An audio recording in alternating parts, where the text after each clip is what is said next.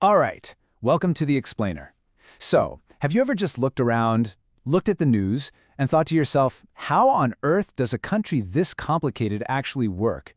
Especially when the people in charge, well, they can seem a little goofy, right? Today, we're going to break down a viral theory that tries to make sense of all of it. So, the whole idea kicks off with something we all kind of know, but maybe don't think about enough. The US is this incredibly complex, well-oiled machine. I mean, just think about it for a second. The power grid, the logistics that get food to your local store, the scale of it all is it's mind-boggling. But then, you turn on the TV, and the leaders, the faces of this whole massive operation, they often give off a completely different vibe. Frankly, they can seem a little silly. So, what's the deal? How can this super serious system be run by people who, a lot of the time, just don't seem all that serious? But one creator out there has a really fascinating theory that tries to explain this exact thing. It's a take that's gotten a ton of attention online, so let's just dive in and walk through it. Okay, so part one. The theory starts by laying the foundation. Running this country is serious business. We're not talking about small stuff here. We're talking about systems where there is zero room for error. The whole point is that the systems holding everything together, modern life, they're just too important for incompetence. I mean, really think about it. One tiny mistake in air traffic control, one slip-up with the power grid, and you've got a disaster on your hands. There's just no space for, as he puts it, goofballness. You look at the people actually doing the work, the four-star generals, the engineers who keep planes from falling out of the sky. These are what the creator calls geniuses. Serious, seasoned experts who have been doing this for decades. And this is where we get to the core paradox of the whole theory. If everything behind the curtain is so buttoned up and professional, why do the people at the very, very top often seem like the exact opposite? So the creator throws this question out there. He's basically saying, look at the presidents. It doesn't matter which party. Does their public personality really seem to fit the insane weight of the job they're supposed to be doing? This right here really nails the whole idea. On one side, you've got what you could call the machine, the career experts, the CIA, the military generals who have been doing this for 30-plus years. And then on the other side, you've got the public face, the politicians, the people who are, let's be honest, just passing through.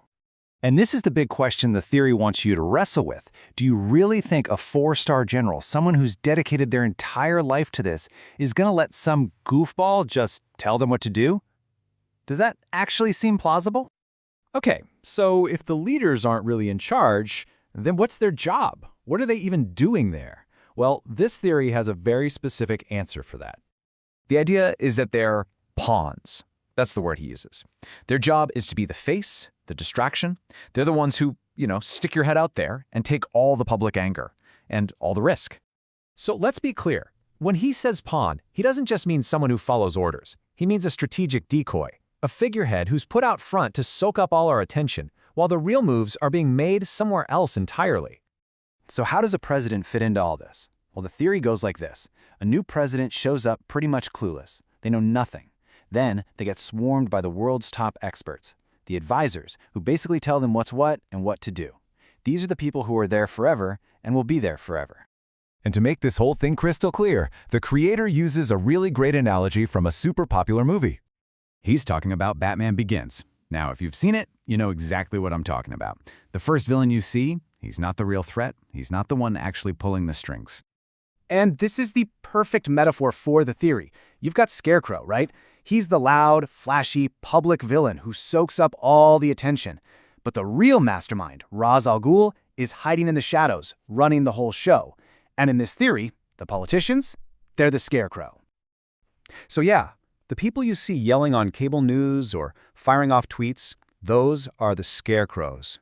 The real power, the actual Ra's al Ghul, they would never, ever be that visible. They're not going to be messing around on social media. Which, of course, leads us to the million-dollar question. If it's not the presidents, not the politicians, then who is Ra's al Ghul? Who's really in charge? Now, to be fair, the theory doesn't pretend to have the one single answer, but it does throw out a few, let's say, out there possibilities, just to get you thinking. And this is where we go from observation to, well, pure speculation. Could it be a computer, a super AI, some kind of hidden super genius, or maybe even something extraterrestrial? The point isn't to name a name. The point is that whatever's in charge is unseen and it is absolutely, profoundly serious.